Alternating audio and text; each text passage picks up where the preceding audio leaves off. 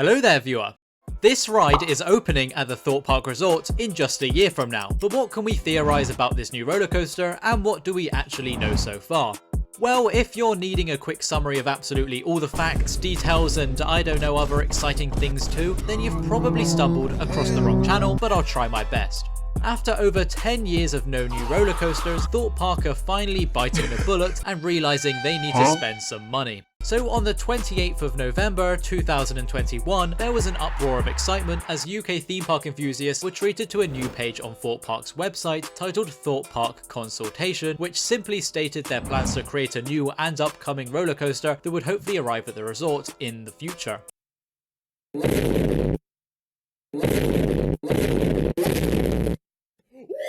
Only a couple weeks later, however, this page was updated to show the first ever plans and concept art for the actual ride itself, which confirmed that Exodus will be the UK's tallest roller coaster at an impressive 236 feet tall, beating the current record holder, the big one at Blackpool Pleasure Beach, that is stated to be 235 foot tall. Well, the reason I say stated is because it's not actually that height at all. In fact, that's just the height of the ride when measuring it from sea level rather than from ground level, which only makes it 213 feet in reality. So either way, Project Exodus will beat both the real height of the ride and this fake height of the ride. Since this website page has been uploaded, we've been given a lot more information than just that though, as the ride has now been confirmed to be manufactured by Mack Rides, which I'll be honest, I'm very happy about. This is exactly what I've been waiting for. Mack Rides has created some absolute bangers, innovating in new creative coaster layouts and designs that can be seen across their portfolio. I mean, just look at this stuff, it's world class.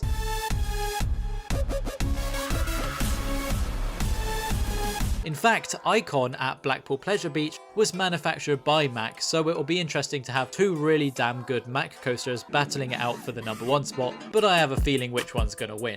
With Mack Rides being the manufacturer, it doesn't just solidify that it's going to be a really good quality roller coaster overall, but it opens up the chance for there to maybe even be a spinning car at the back of the train, which would actually be ridiculous. Of course, this is fairly unlikely to be a thing when it opens due to budgeting and complications and all that, but in a couple years time, I wouldn't put it past Thorpe to try this idea out. Let's just hope we won't have to sell an arm and a limb for it.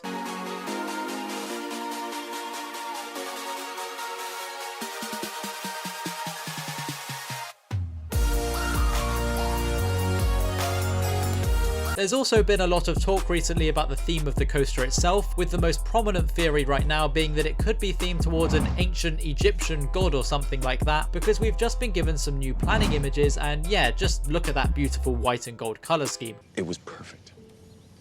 Perfect. I could definitely see an Egyptian theme of some sort playing nicely into that. There's also this strange looking shape sitting just above the station, which further strengthens this theory, and it's even more interesting when you look at the cryptic posters that were created for one of the park's scare mazes called trailers. Of course, the poster that everyone had their eyes on at first was this forest looking one, for obvious reasons, but maybe that was actually just a massive red herring, and what we really should be looking at is the poster for Tutu's Revenge, so I believe it's only a matter of time until we get even more teasers, information about the theme directly, and most importantly a name reveal, because you have to remember that Project Exodus is only its placeholder codename, even though it's a pretty cool one at that.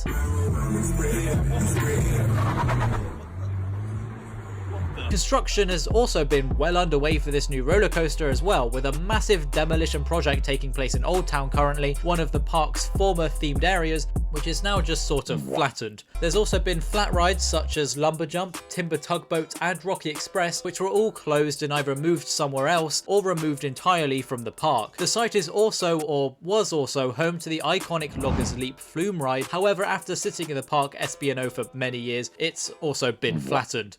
Although we really don't know much about what the new area will look like or what the theme will be, we do know a few things such as the fact that there'll be a cool lake and some nice viewing areas for the ride once it opens. So as for the ride itself, it starts off with an outwards banking turn until going up that 236 foot tall lift hill. Once it reaches the top, it'll dive right back down, twisting 180 degrees and reaching proposed speeds of up to 80 miles per hour, meaning it's going to be on the fairly fast side of things. It then gets thrown into a massive Immelman before heading back down, and then into another outwards banked turnaround section. This time, however, it's on steroids. The turnaround transitions into a full inversion, and then it goes into its next element, which seems to be some sort of dive loop. However, there looks to be a significant stall into this, which should pack a lot of hang time. You'll then finish off your ride with a splashdown effect by the lake, another strange looking outer bank turn that'll try to throw you out of your seat, and a small airtime hill before hitting into the brakes. So yeah, this ride is not only impressive in height, but it brings a very unique set of elements that we haven't really seen before on any roller coaster in the world, which I'm sure is going to create a lot of noise across the coaster enthusiast community. This is exactly what I've been waiting for. As well as opening up plenty of marketing opportunities for the park to promote their new attraction. So I'm sure it's going to be a great addition to the Thorpe Park lineup, with it being set to open hopefully in 2024. The only real downside I have with this roller coaster is it having a pretty short duration, which is a big shame to be fair, because I'll be honest, after the harsh criticism the Swarm received when that coaster opened in 2012, I was hoping they wouldn't make the same mistake. I'm not saying short roller coasters are necessarily bad roller coasters. I mean, Stealth literally only lasts like 20 seconds, yet it's regarded as one of the best coasters in the park, but I think it's a disappointing route to go down, as there's so much wasted momentum of the train when it slams into that brake run, which could have easily been put into some more airtime hills at the end, which I'd say would take this coaster to a whole new level of greatness. But I know that budgeting is the reason for this, and at the end of the day, we should just be happy we're getting anything at all. But yeah, that's pretty much it for a short and snappy summary of everything we know about Project Exodus so far. If I've missed any vital information, then be sure to put it down in the comments, or just let me know if you're excited to give it a ride when it finally opens. Oh, and whilst you're down there, you might as well hit that subscribe button if you haven't already. But that's all for this video, so thanks for watching, and I'll see you in the next one.